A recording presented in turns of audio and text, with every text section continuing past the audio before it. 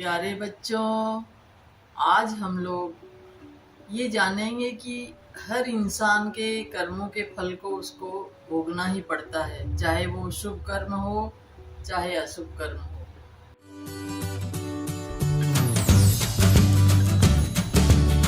तो बच्चों, महाभारत काल की बात है। जैसे जिसके भी किसी ने शुभ कर्म किए हैं तो सुख भोगता है, अशुभ कर्म किए हैं तो दुख भोगता है।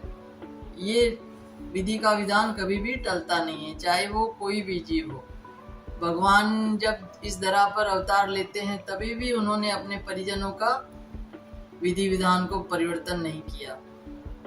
तो यही ऐसे ही ये महाभारत काल की बात है बच्चों।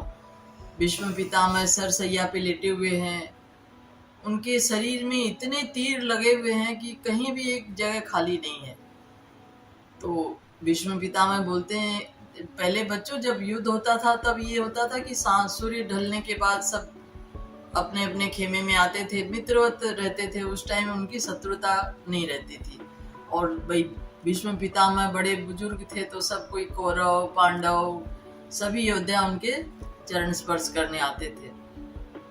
तो भीष्म पितामह जब सरसैया पे लेटे हुए हैं तो कौरव पांडव सब उनको प्रणाम करने आते हैं, कृष्ण भगवान भी जाते हैं।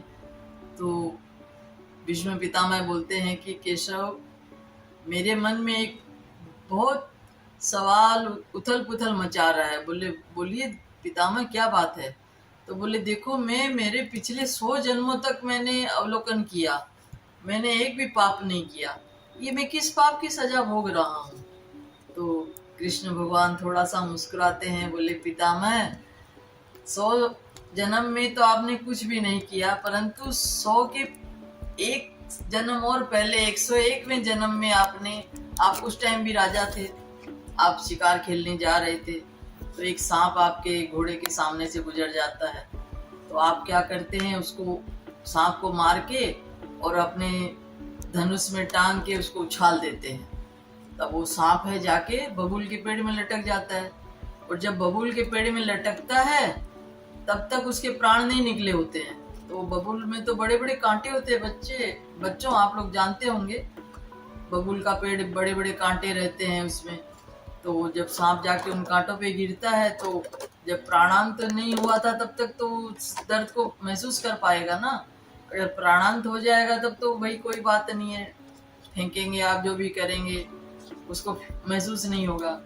तो बोलते हैं कि पितामह, आपका 101वां जन्म जो था पिछला, उसमें आपने ये कर्म किया था, उसी का फल आपको ये आपके शरीर में भी वैसे ही तीर चुभे हुए हैं। तो भीष्म पितामह बोलते हैं कि माधव, मैं 100 जन्म तक जाके रुक गया और आगे मैं नहीं बढ़ा, परंतु देखो ये सारा तो खेल मेरा मैंने ही बोया है। तो ऐसे ही बच्चों, जो जैसा बोएगा उसको वो कभी ना कभी उसको उस फसल को काटना होगा। जैसे हम लोग कोई चेक जमा करते हैं तो हमको वो चेक भुनाना ही पड़ेगा, अच्छे सदकर्मों का हो बुरे कर्मों का हो, उसमें परिवर्तन नहीं हो सकता। बैंक वाला उसमें कुछ जोड़ नहीं सकता, घटा नहीं सकता। ऐसे हमारे कर्म है बच्चों। हम लोग जो भी अच्छे कर्म, शुभ कर्म करें या शुभ कर्म करें, हमको उन सबको ही भोगना पड़ेगा। बोला जाता है, संत महात्मा बोलते हैं कि शुभ कर्म है वो सोने की बेड़ी है और अशुभ कर्म है वो लोहे की बेड़ी है। तो मतलब धारण तो दोनों को ही करना पड़ेगा।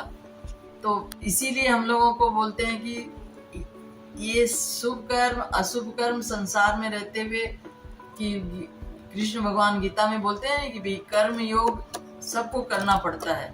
संसार में रहेंगे तो बिना कर्म के आप रह नहीं सकते, भले अशुभ करो चाहे शुभ करो। तो उसमें एक मध्यम मार्ग है ध्यान साधना का, नासाग्रे ध्यान। कृष्ण भगवान भी बोलते हैं ना कि भाई 10 दिशाओं में कहीं भी आप नहीं, कहीं 10 दिशाओं में कहीं भी अपनी नजर को मत ले जाओ, सिर्फ नासाग्र में अपनी नजर को टिकाओ और अपनी जो सूरत है उसको आप ऊपर में चढ़ा के अपने जीवन विकास कर सकते हैं आप। ये मनुष्य देह में ही ये मौका है जो हमें ये मार्ग देता है, ये समझाता है कि हम लोग अगर अपने जीवन विकास को करना चाहें तो ये शुभ अशुभ कर्मों के बेड़ियों से हम लोग आजाद हो सकते हैं। बच्चों, जो महाभारत में जो पांडव थे, धर्मराज युधिष्ठिर, आप लोग भी जानते होंगे कि वो कभी झूठ नहीं बोलते थे, परंतु युद्ध की नीति को एक बार क्या होता है कि उनसे कहलाया जाता है कि अश्वस्थामा हतो नरो व कुंजरो, और भगवान शंख बजा देते तो द्रोणाचार्य सुन नहीं पाते हैं। द्रोणाचार्य के पुत्र का नाम अश्वस्थामा था, और जब ये बात वो सुनते हैं तो द्रोणाचार्य भी शिथिल हो जाते हैं, हथियार डाल देते हैं। उनको बहुत आघात लगता है कि आज मेरा पुत्र समाप्त हो गया, और वो युद्ध में मारे जाते हैं। तो इस छोटी सी झूठ के मतलब उन्होंने पूरा झूठ बोला भी नहीं युधिष्ठिर ने, उन्होंने कहा कि नरोवा कुंजरो, परंतु उन्हें पता था कि भाई अश्वस्थामा जिंदा है। तो इस छोटी सी झूठ के लिए उन्हें भी नरक के दर्शन करने पड़ते हैं बच्चों। तो अगर जो झूठा अन्याय, जो बुरे कर्म करेगा तो उनका तो फल सब जो करेगा उसके कर्ता को भोगना ही पड़ेगा। तो बच्चों, हमें हमारे जीवन में हमेशा सजग रहना चाहिए, सतपथ को चुनना चाहिए, सतपथ पे चलना चाहिए, और उससे आगे प्रयास करना चाहिए कि हम लोग अपने जीवन विकास को साधन भजन करके जीवन विकास करें और प्रभु से जाके अपना मिलन हो जाए। ऐसी भावना के साथ ये कहानी यही समाप्त करते हैं।